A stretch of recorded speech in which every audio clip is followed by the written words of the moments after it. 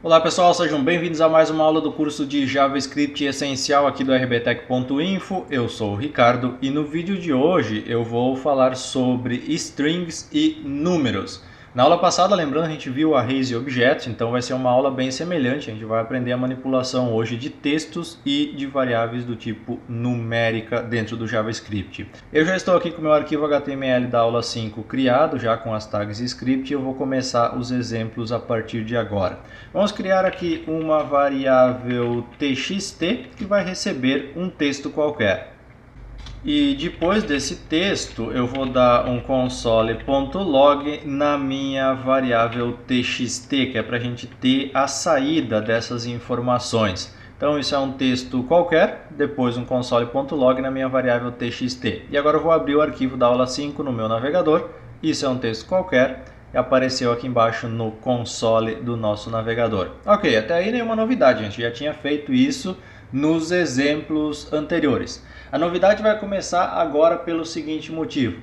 Vamos imaginar que eu queira colocar a palavra texto aqui entre apóstrofes. Ou, digamos que o meu texto aqui mude um pouquinho. Pegou fogo na caixa d'água. Olha só, o caixa d'água aqui eu tenho um apóstrofe que eu estou usando para iniciar a definição aqui do texto da minha variável. Lembrando que strings ficam dentro de aspas simples ou duplas.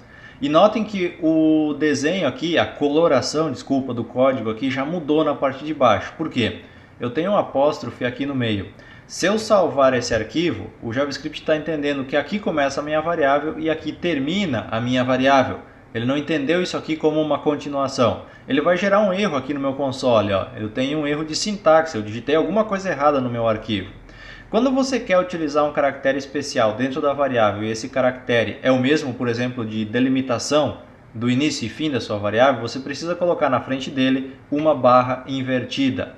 Então, dessa forma, você passa a interpretar aquele caractere dentro da variável como ele é e não como um caractere da linguagem.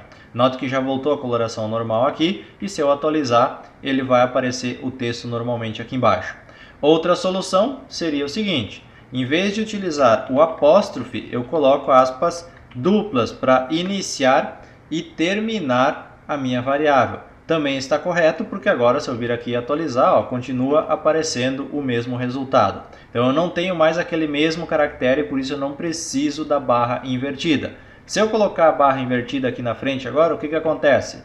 Nada, ele vai continuar interpretando a barra invertida normalmente, só que não é mais necessário colocar essa barra na frente do apóstrofe. Porém, se eu quiser colocar a palavra fogo entre aspas agora, eu já não consigo mais, porque ele vai entender que aqui está terminando a minha variável, aqui está começando ela de novo e essa palavra fogo ficou nada a ver, ficou fora do contexto e novamente eu tenho um erro de sintaxe. Então nesse caso aqui eu preciso de uma barra invertida antes das aspas aqui da palavra fogo para conseguir renderizar isso, digamos assim, mostrar isso corretamente na minha tela. Então sempre que você tiver um caractere especial, você precisa preceder ele com uma barra invertida para que você consiga mostrá-lo corretamente, para que a linguagem consiga interpretá-lo corretamente.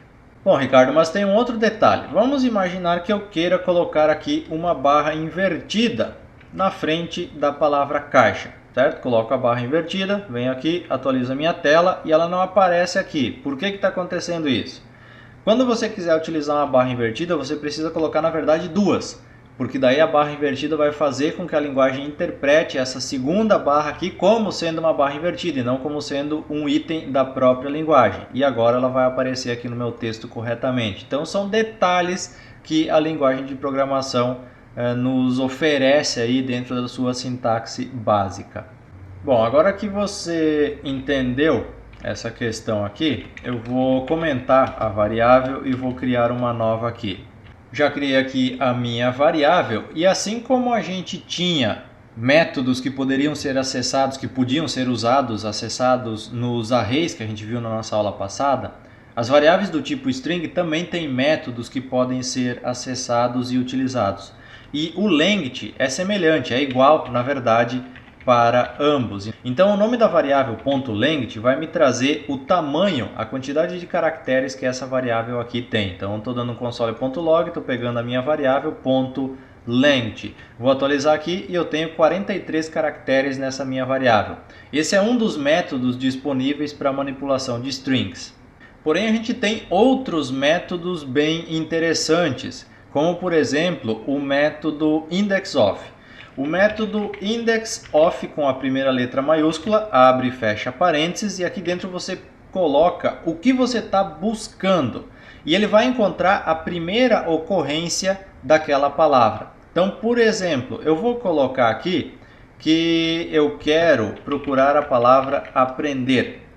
Vou salvar isso aqui e eu estou dando um log na minha variável .indexOf na palavra aprender. Vou vir aqui, vou atualizar e ele me diz que na posição número 5 começa a minha palavra. Vamos contar, ó. 1, 2, 3, 4, 5. Pô, Ricardo, mas é na sexta, e aí? Não, é que na verdade começa de 0, tá? Então 0, 1, 2, 3, 4, 5. Então no meu quinto caractere começa a palavra aprender. Agora vamos imaginar que eu quisesse procurar a última ocorrência de uma palavra. Então vamos colocar aqui, ó, aprender de novo lá no final. Se eu continuar printando isso aqui, ó, ele vai continuar trazendo 5. Mas eu quero pegar da última vez que a palavra aprender apareceu no meu texto. Então eu tenho que colocar aqui, ó, last, e daí o i é maiúsculo, tá? Last index of aprender. E agora ele vai me trazer a posição da última ocorrência dessa palavra. Então, index of traz a primeira e last index of traz a última ocorrência de uma palavra dentro da sua string.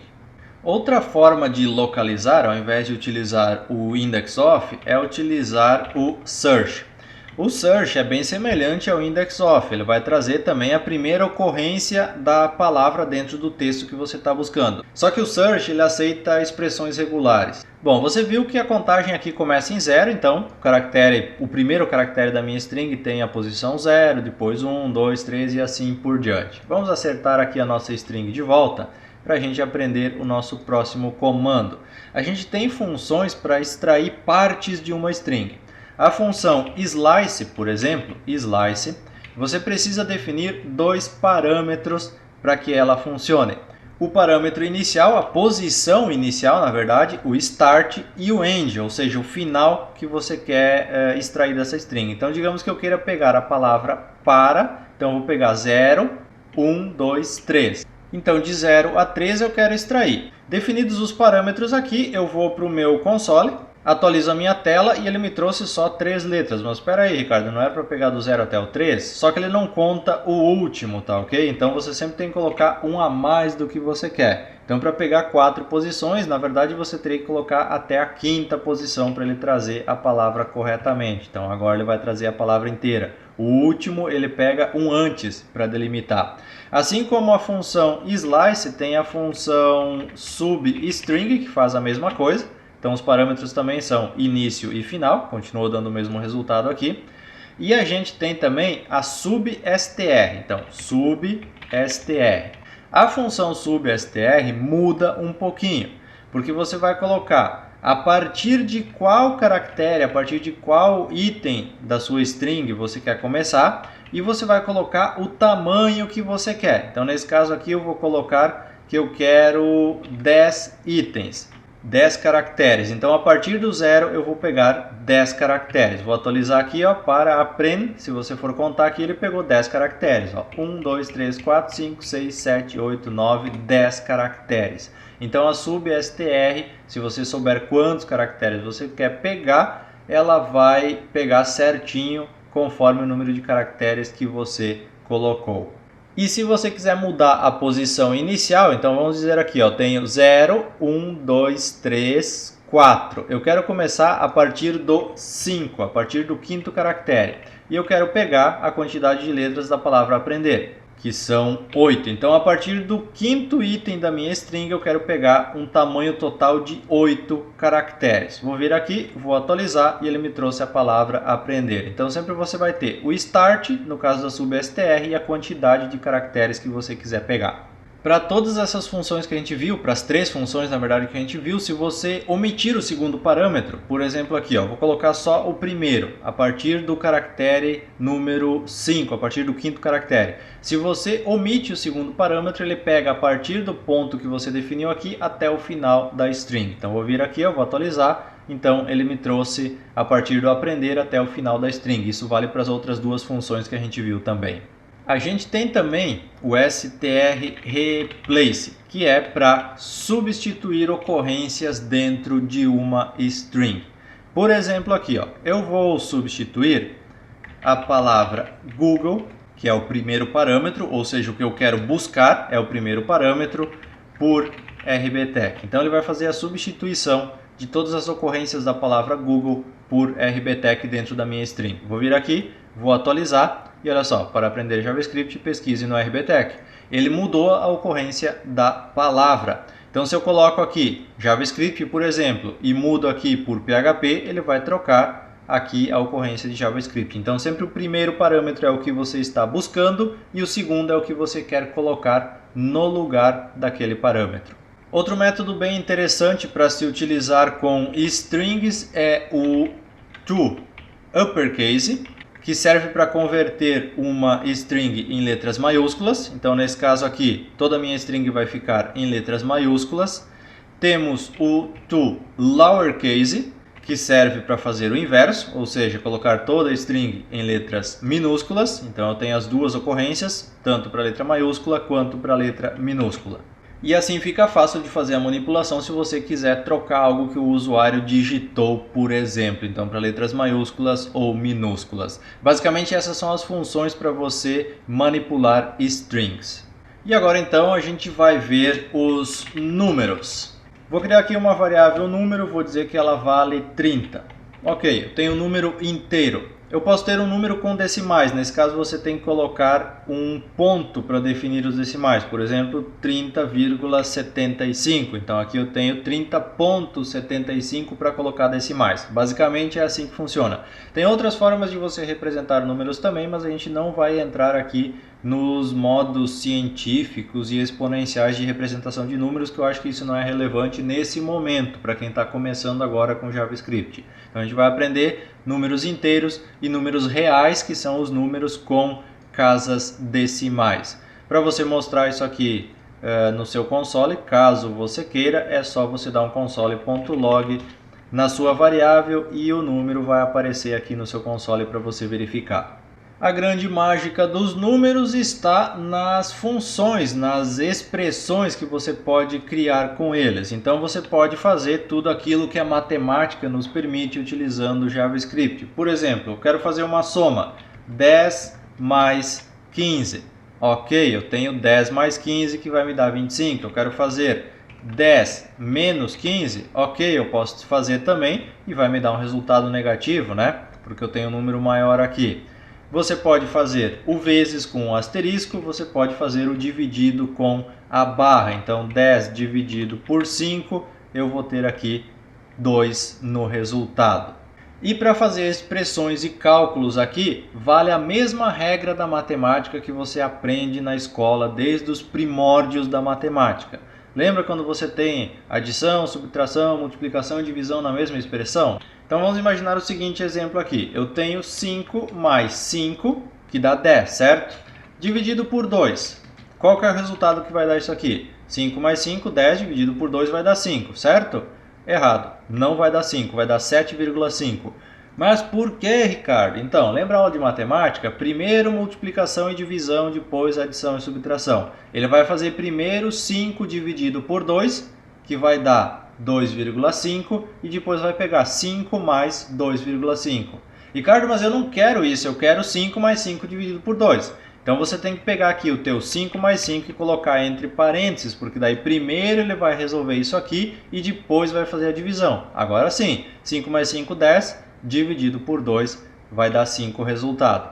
Esqueci de salvar meu arquivo, por isso que não deu.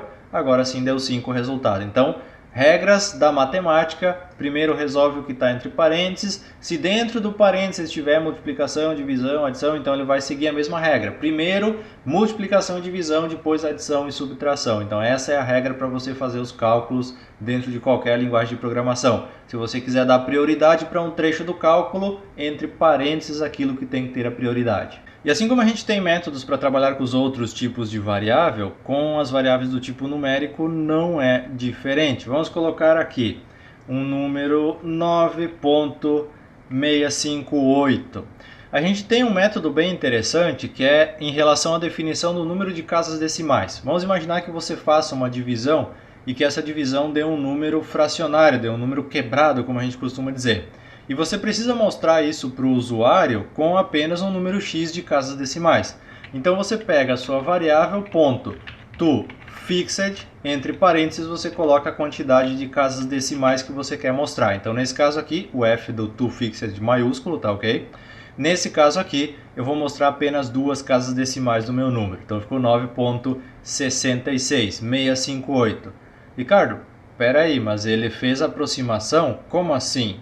Exatamente, ele faz algumas aproximações quando ele vai fazer a questão de diminuição de casas decimais. Então você tem que ficar atento a isso na hora de mostrar as informações de cálculos aritméticos, porque essa informação ela vai ser arredondada para mais ou para menos conforme as regras, no caso que a gente conhece aí, como 658 está mais perto de 66, então foi arredondado para 9.66.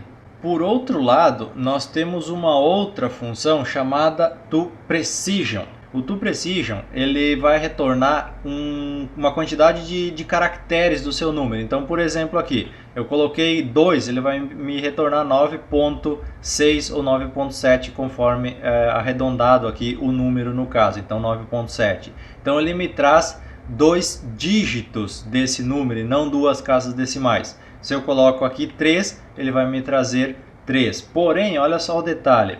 Eu vou deixar 2 aqui e eu vou colocar aqui na frente 98, por exemplo. E olha o que vai acontecer. Ele me trouxe só 99, porque ele só me traz 2 dígitos desse número. Então você tem que ficar atento a isso.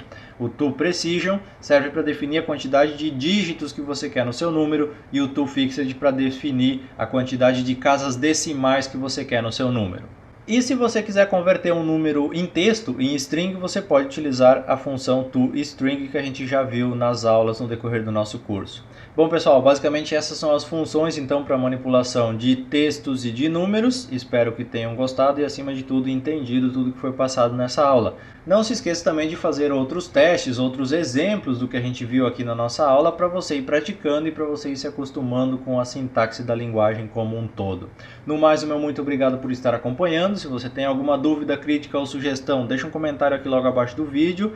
E se você não quiser perder as próximas aulas, se inscreve aí no canal ou acompanha o RBTech através do site ou redes sociais. Valeu pessoal, até o próximo vídeo.